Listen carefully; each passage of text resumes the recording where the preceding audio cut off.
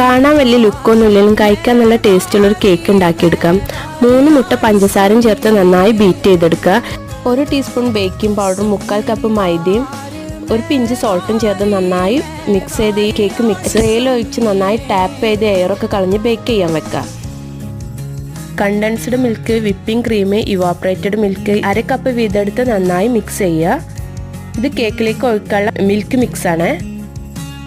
ശേഷം 1 cup whipping cream നന്നായി beat ചെയ്ത് തണുപ്പിച്ചെടുക്കണം.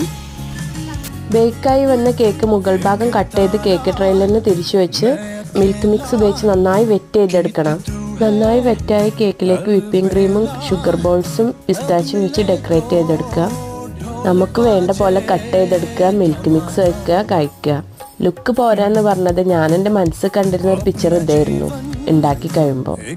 അപ്പോൾ ഓക്കെ, ബൈ.